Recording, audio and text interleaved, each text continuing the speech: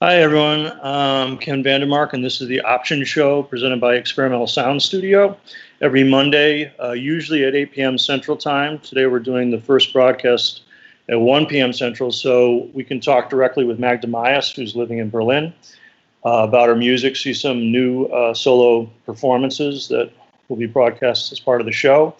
Option happens every Monday, and last week's show was with Joe Cleaver has been postponed to mid-September. Part of what's going on now actually caused the postponement of that show because the weather was so screwed up here.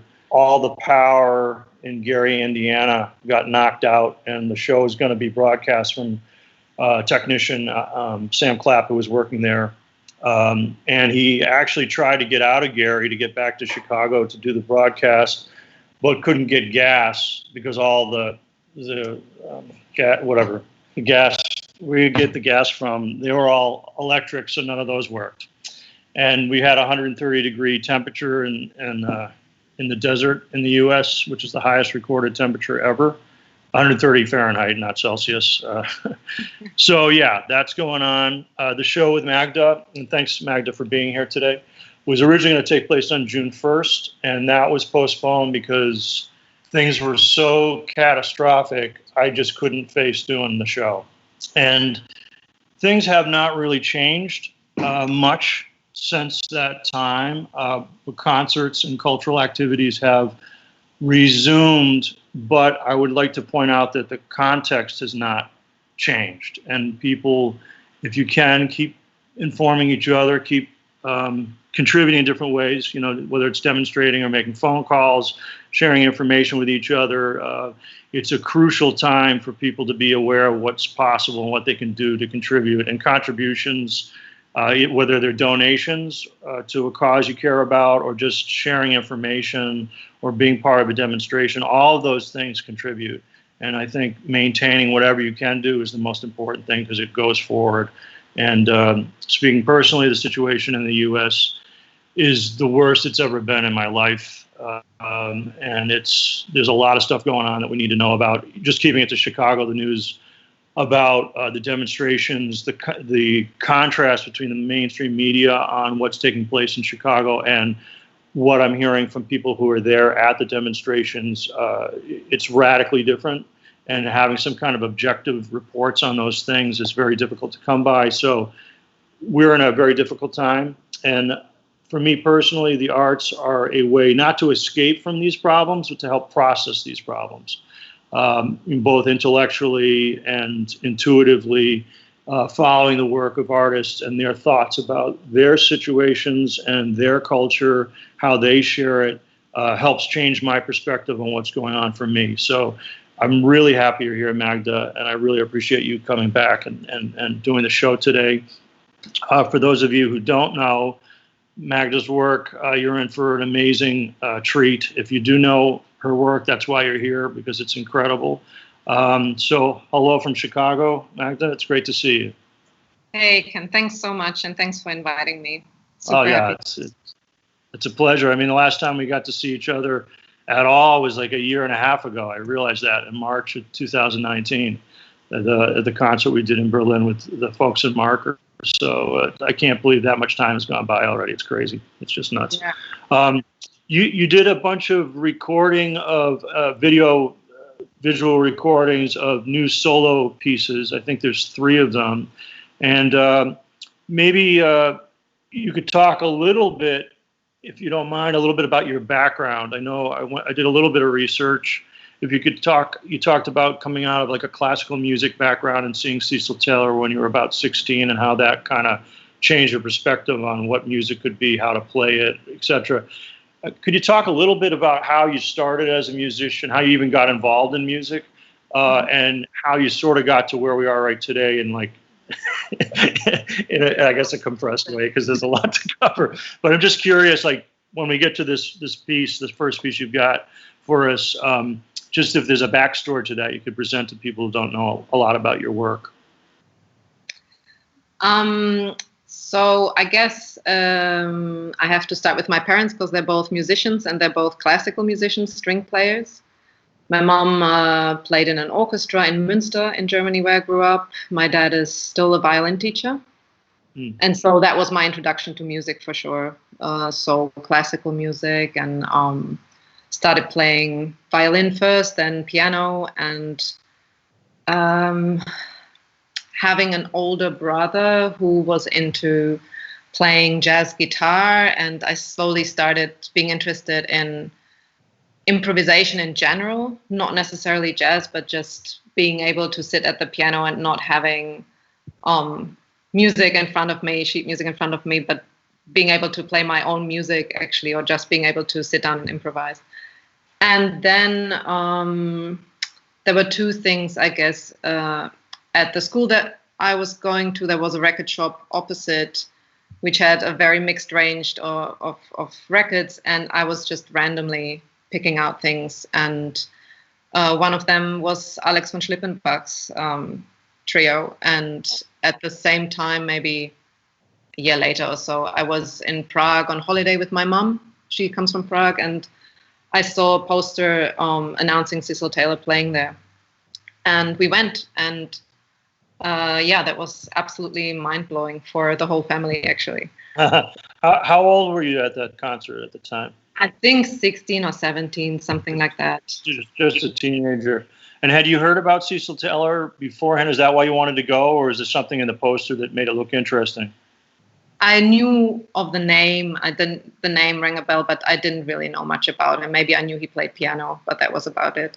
And it was basically just, I can't even remember that much about the music per se, but more of the energy of him and Paul Lovens and Harry Sjöström, I think, all approaching the stage from different directions, him reciting poems, everything being incredibly loose structurally, and as you said, to have this, I suddenly being presented with the idea, oh, this is also music, this is also how you can deal with that, and that changed a lot, I think. And then I started, I was at a music school taking classical music lessons, and then I wanted to take jazz piano lessons, and eventually ended up studying jazz piano in Berlin and Amsterdam. And at that time already, I listened more and more into that direction, I guess, free jazz and then more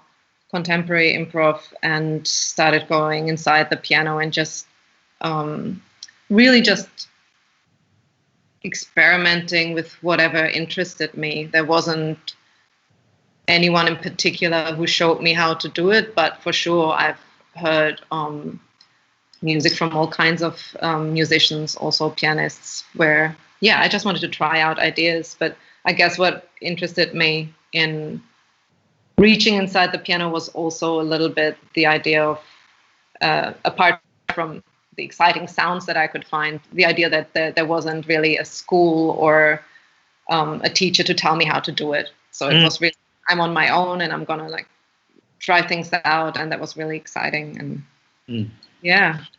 because I mean, the way I'm familiar with your work, both seeing you perform and on record and whatnot, is there's a lot of emphasis on preparations, on working inside the piano, as well as, let's say, more conventional piano playing. But I really associate you with that approach to the instrument, kind of like rethinking the instrument.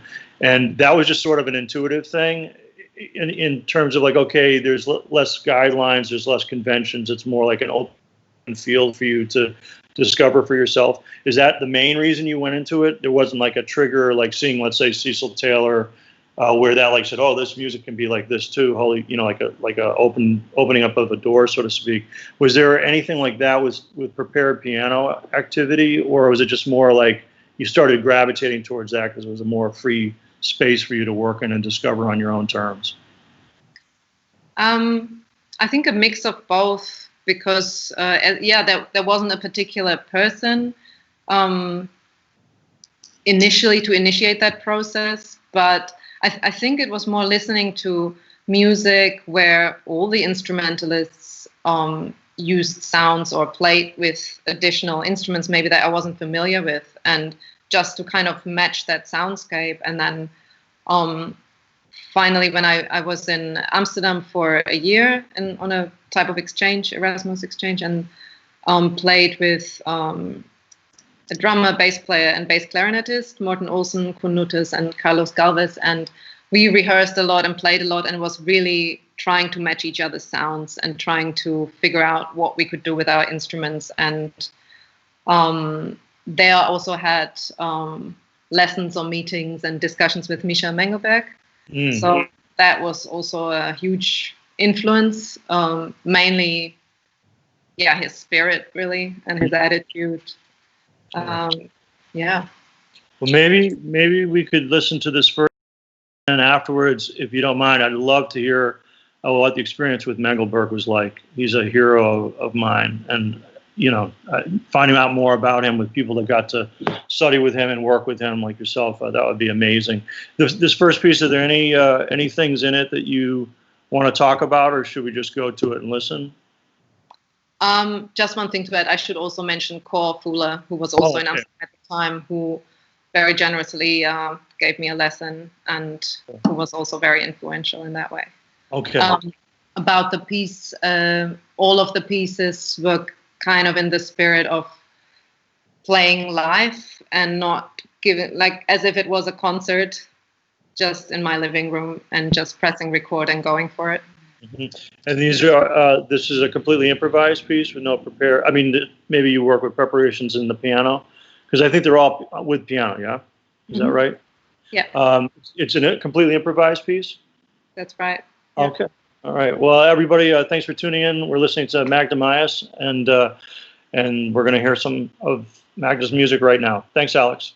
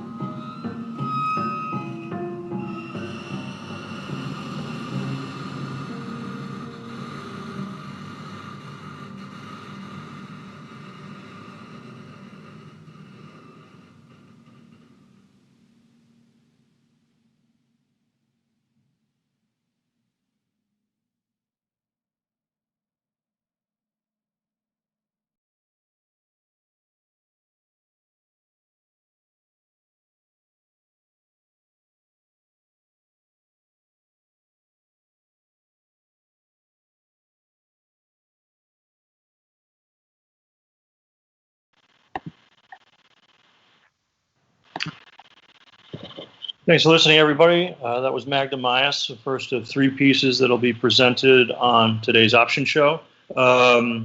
Before we went to that beautiful piece, Magda, thank you. It's great to hear you again. I have to say. And to get to see you play, the angle's fantastic, like from above the piano, to actually see more detail of like what you're working on inside. Thanks for that too, it's great. Before we went to the piece, you talked briefly about getting a chance to study with Cora Fuller, and also with Misha Mengelberg. And I wondered if you could describe a little bit. I mean, Misha Mengelberg's such a legendary figure in the history of improvised music, yeah, really a game changer on a lot of levels. What was it like to have a chance to study with him a bit, like, and how maybe did he impact the way you thought about music and the way you play? Well, I was hesitating saying lessons before, because what he was teaching at the conservatory in Amsterdam was counterpoint.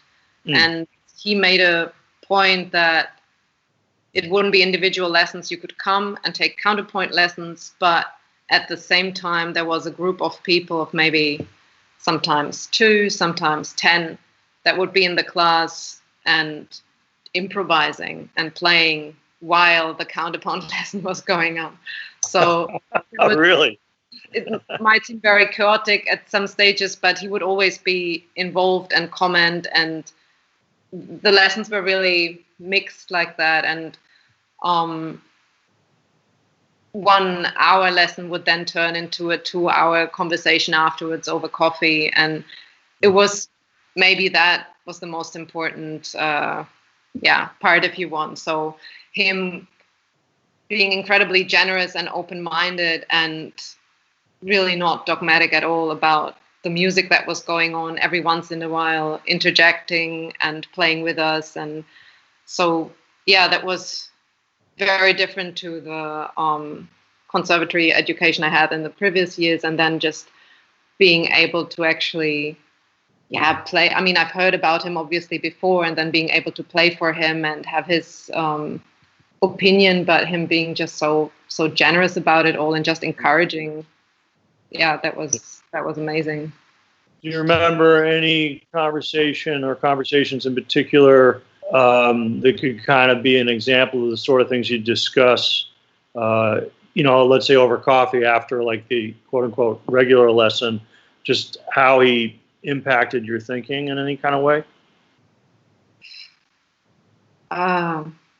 Not a particular conversation, no. I think apart from his spirit and generosity and musicality, and also how he mixed the traditional jazz with freer forms of improv, is he kind of expected there to be constant variation in the music, so you couldn't sit down and play your thing, which I really liked. That was really maybe a game changer for me, that it was all about constantly being alert and trying to make a thing and repeating it, or not being in the moment and being focused. You recently meeting about you, and you were working with the class in a very different kind of way, and how that might be similar and different. It's now about 9 years ago, I think, or 10 years ago that I started playing it. But I would actually also say it's recent, because it takes so long to get used to a new instrument and to feel actually really comfortable with it.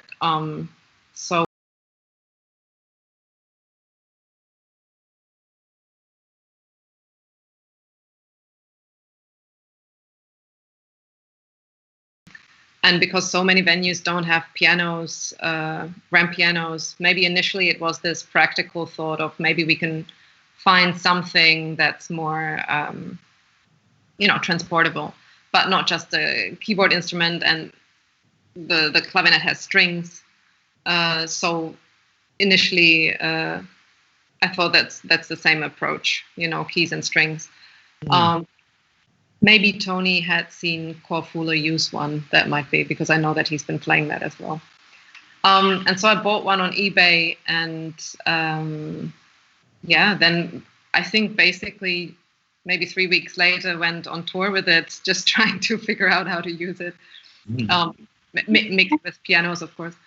And yeah, it's completely different. I think it actually sounds more like a guitar, really, like an electric guitar. I open it up so I can access the strings, and those strings I can also prepare with, or directly access, and then prepare maybe with little things like magnets, or plug them or mute them, or all sorts of things. Or use a plate of slate on them, or anything you would on a guitar. Basically, the access to the strings is a little narrower, but at the same time you have the keyboard to treat the strings as well. They kind of have little what do you call it, rubber tips that touch the strings, and so it's a mix of that. But first of all, it's amplified, so that's completely different. It has these guitar pickups there, so that's something to get used to, mainly not only sound-wise, but for me physically, because the grand piano is so massive that it's physically quite straining, getting from one corner to the other and leaning over and standing up.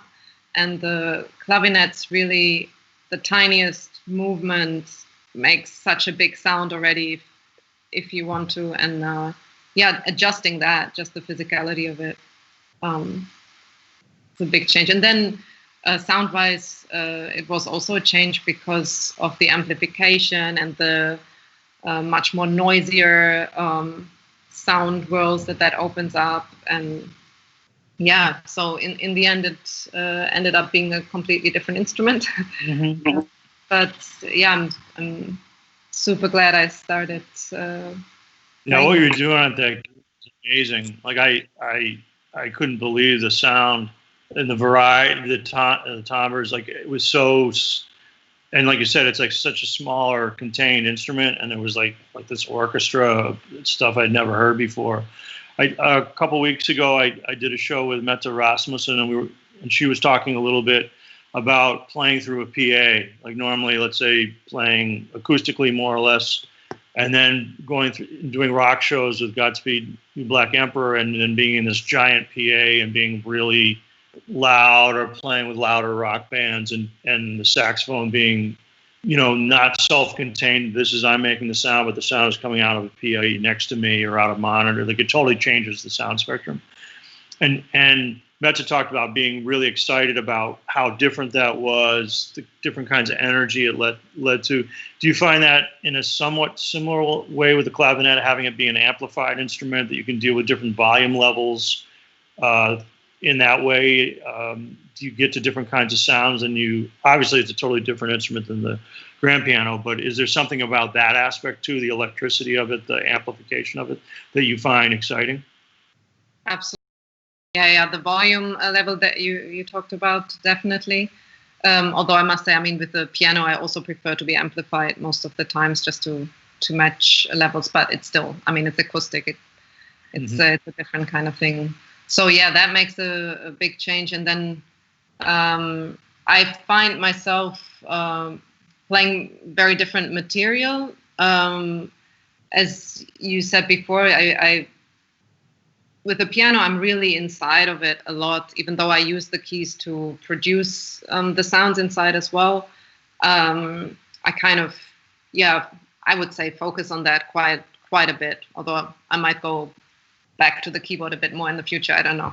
But that's what it is now. And with the clavinet, I really feel sometimes it goes into quite harmonic, bluesy areas where I feel more comfortable on the keyboard, maybe because it's so detached from the grand piano tradition. I don't know. So that allows me to be more free harmonically. For no reason really, other than it's just different to the grand piano. It has a the history of the grand piano is so many. It's so long, and there's so much different. So much different kinds of history there. So, like, to have it off your back, in a sense, an instrument that doesn't have that same. That's liberating for sure. I was wondering. I have one more question I'd like to ask, and then we'll go to another piece that you recorded. I read something where John Tilbury was talking about the preludes and sonatas, the Cage prepared piano pieces, and how Cage has these very strong specifications about what type of object, where it needs to be placed, and all these kinds of things. And Tilbury was saying, yeah, that's true, that's important, but also there's a lot of flexibility in there in terms of the accuracy, because you can't really replicate. It's not so specific that you can actually replicate it exactly the way it's meant to be. So it changes.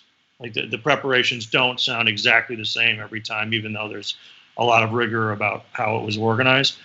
Do you find, because a lot of the preparations, like you talked about the clavinet, but also with the piano as well, like the years of research and development of getting sounds, figuring out how to make them, you have your own set of like tools, you could see them on the piano that you've accumulated. That's like part of your toolkit almost in a way.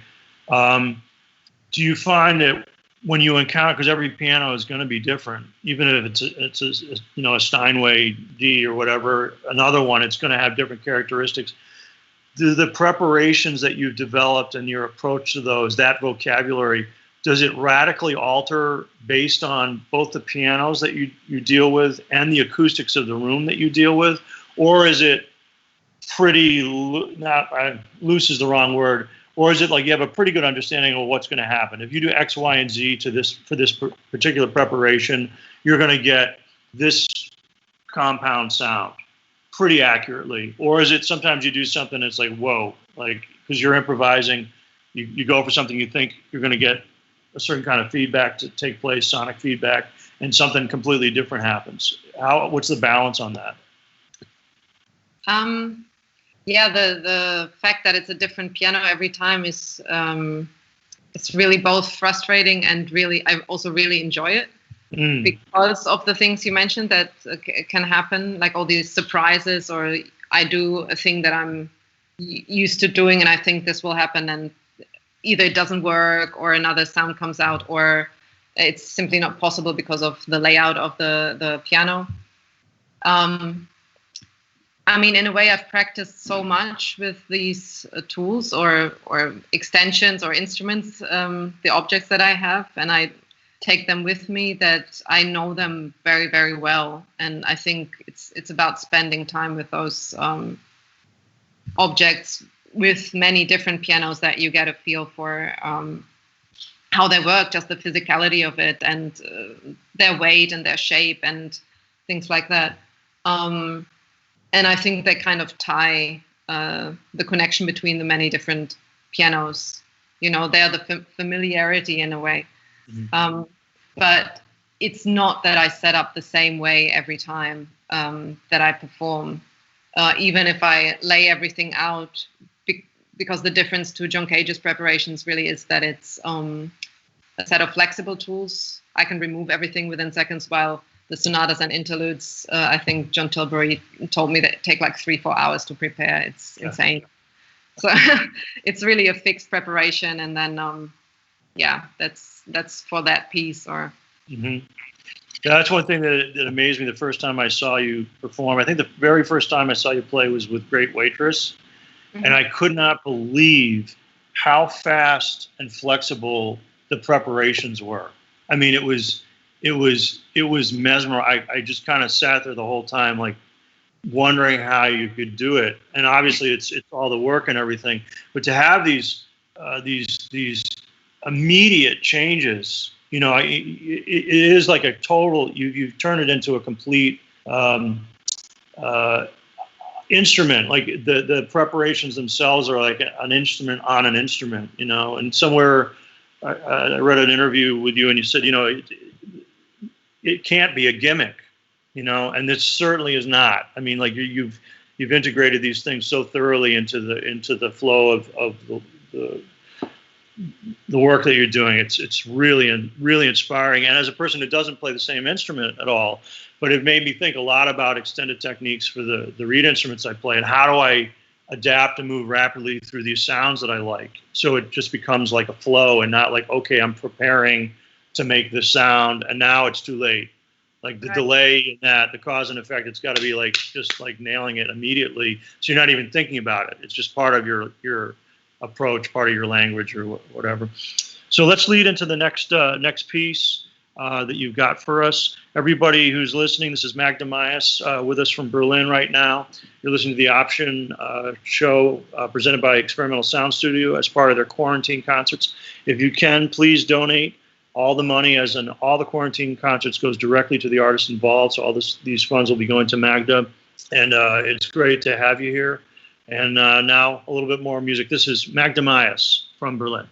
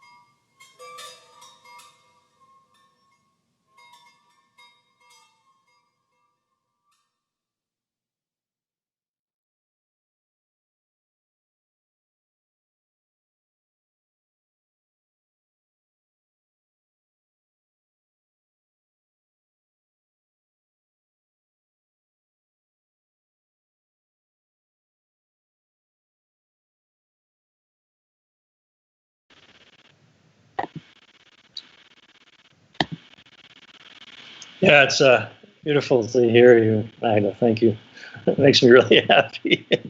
I'm going to move to some questions from some listeners who tuned in and hand it over to their queries. The first one is from Kevin Counterpulse, and he asks, I would love to hear about Magda's experience working in the surround multi-channel in Los Angeles. I'm trying to remember if I played a concert using multi-channel amplification in Los Angeles. I was there on a residency in 2016 at Villa Aurora, and I know that I started playing with a quadraphonic setup then, but from memory that was just at the residency. And then I started developing it a little bit. I think it was a bit because of that question you asked earlier, Ken, how I interact with space, or if it's different every time. And I guess with the piano and playing inside of it, you're with your head inside the instrument. And I always felt like I have that one sound experience that maybe the audience members, or definitely the audience members, don't have. And so the amplification, but then I started using a setup where I'm in the middle of the room and the speakers are in each of the corners of the room. Yeah, and I've done a couple of performances with that since then, and also using some playback tape of kind of compositions that are made out of past performances. So yeah, like a sparse tape that goes with it. I started that in LA. I don't know if that was the question. Oh no, definitely. And you've been working with pre-recorded materials like tapes and whatnot since then? Yeah, a little bit. So yeah, the idea, I called them like a series of compositions I just called memory pieces, where I recorded myself in that setting in different rooms with different microphones, sometimes wearing them in my ears, sometimes having them in the middle of the room, and then composing small, very sparse pieces out of them. And they are played back through the 4 speakers, and then I interact live with it. Yeah, I just found that interesting, kind of more like a study. It started being a study for myself, just to see how I listen spatially and how I play and interact with the space, I guess. And then, yeah, I started using that in performances as well. Oh, wow. Yeah. Yeah, it's amazing how like opportunities like that, like the chance to do it, suddenly opens up all this other stuff. You know, that you might not readily accessible to the equipment or whatever it might be, and then how do I listen, even if it's to my, and it's rare to get a chance doing like kind of a research and then apply it to your own evolution of stuff. It's so cool. Okay, I have another question. I love the first piece and the harmonics in the first piece. I guess you mean the string. So yes, that's with frozen on my fingers. Yeah. And that gives. Oh, okay. Ask about that. You talked about how sometimes they're like they're a document of a performance. If I understood correctly, use the recording, like what sounds like recorded materials, and then manipulate the tool, let's say, as opposed to just a document. And that I understood. Doing Tony and I in the group Spill, not so much solo, but is that right? Yeah, but definitely in that duo. Yeah. Okay. And do you work with, let's say, pre-composed materials, like more conventionally notated material, like a composition on sheet paper or whatever, or just preconceived structures, or are you primarily working as an creating materials through improv reconfigure in the group Spill, or do you ever compose things in a more conventional way and then use those materials in performances or with groups? I feel like I've only started doing that recently. So with Spill, I would say the studio really functions as a tool for composition. So we might have an idea in mind and work with layering working with different layers. So separately and together, and having ideas beforehand and then really composing them in the studio with lots of improvisation, but like that. Those are not notated though traditionally on a piece of paper. I have tried to do that though for ensemble last year, where I've worked with a photo score. When I played in Wales last year in November with a bigger group of Roger Davis and Angara, Zina Parkins, lots of harps and strings and two cellos. I felt that with 8 people, that it would be good to have some kind of structure, especially since we never played together. And so that was still very loose, but at the same time also not. It was a photo score that I guess, it wasn't notated with pitches or harmonics, but it had kind of a clear idea or instructions to it. So I don't know, I might go more into that direction, but it's not that I do that a lot. Sometimes I feel that the objects or preparations or the way I set up is a composition as well, to choose to have certain materials there. That can determine a piece. So sometimes I think about using 1 or 2 things or starting or ending that way. Yeah. Cool. I know that you do a lot of, earlier in the conversation, you talked about the impact of getting a chance to study a bit with Cor Fuller, with Misha Mengelberg, and I know you work as a teacher as well. And I wanted to see if the teaching part of your activity is really important for your creative process, or if it's a separate pursuit that, I mean, obviously you've been doing it for years, so it's significant. There's no question about that. But is there like a feedback loop in terms of like you discover something through teaching, you're trying to explain an idea, a concept, and then you realize something that you hadn't considered before in that process of teaching? Or is it more like separate from your creative work? I feel it's really all mixed up together. One thing informs the other. When I started doing this, maybe it started with being interested in researching things more in doing radio documentaries on topics, or music-wise, like on the Echtzeitmusik scene in Berlin. I've done one on the Beirut scene and couple of years ago, and just going more into that and starting to conduct interviews or researching that led to me wanting to do a PhD and research more the prepared piano stuff and timbre in general. And then you teach simultaneously and you play concerts simultaneously, and I don't think you can really separate those things. It's all in your head. And I definitely think about all those things at once often, and I learn a lot from teaching as well, of course. There's lots of ideas that then come back and that I think about and try to research further and so on. So it's all definitely all mixed. Yeah, it's a full process. A lot of layers that like the music play. We're running out of time, unfortunately, and I definitely want to make sure we catch this third piece. But before we do, I got a couple more questions, if you're cool with that. And I want to make sure I don't forget to announce next week's concert.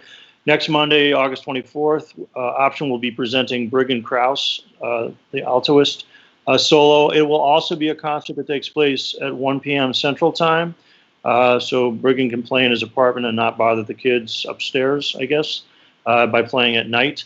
So please tune in for that. Tim Daisy will be doing the interview with Briggen. Again, right now, we're with Magda Mayas, broadcasting from Berlin. It's been amazing. And I wish we could do like 3 or 4 shows in a row to cover some stuff.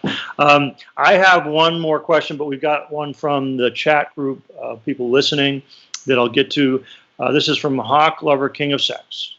Is the album title, quote, "The Setting Sun is Beautiful because of all it makes us lose," a statement of hope? Statement of hope. Well, it's a quote. It's from Atto. So I would have to then say my interpretation of it. But I find it definitely very positive. It's not. Yeah, that's how I would put it. But it's not my statement. Okay. But you shared it, so that counts too. That counts. Oh, before I forget, one other thing.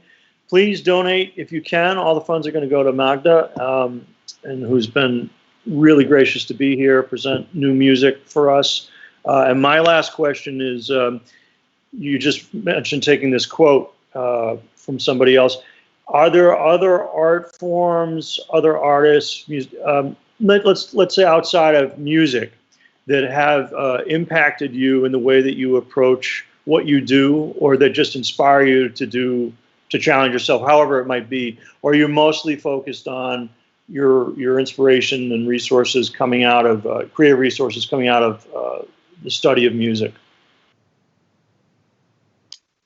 No, not only music for sure, but I can't give you a single name now, or like one specific person where I would say they influenced me particularly. Well, okay, let me rephrase it. Is there another art form or art forms that you tend to gravitate to? Like, for example, I love film.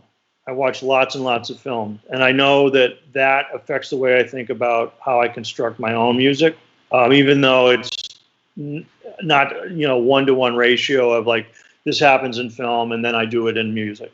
But I definitely get lots of inspiration from filmmakers. Is there an art form, like if it's literature or painting or something, that you resonates with you in a way, even though it's outside your activity, creative activity? Your field? Spontaneously, I'd say photography. Okay. Something that I've always felt quite drawn to. Just, not engaging myself, but just observing and taking in. So yeah, just because of, I guess, all the detail that's captured and all the different angles you can look at it, even though it's a fixed medium. Okay. But yeah, I'd say that. Okay, cool. All right. Well, again, thank you for being here. I'd like to end with music, with your music, and let that be the statement as we go out. Everyone, thanks for tuning in. This has been Option. Thanks to Alex Inglesian, who's always helping us with the technical side. Huge thanks to Experimental Sound Studio for all they're doing for with the quarantine concerts, getting so much music to people and helping support musicians in a very difficult time to be a musician where so few concerts are happening and the options for us have been reduced, like for many, many, many other people. So thanks, Magda. It's been great to see you. I look forward to getting back to Berlin and bothering you in person there. Thanks so much again for the opportunity. Seriously, it's amazing work. So really grateful. Yeah, me too. Me too. Thanks. And I look forward to seeing you hopefully very, very soon. And say hi to Tone if you're in, please. Sure. Okay. Take care. Listen, this is Magda Mayas, a third solo piece. Please tune in and see you all tonight in Chicago at 8 p.m. We'll rebroadcast this, and next week with Bergen Krause. Thanks, Magda. Take care. Thank you. Bye. You too. Bye.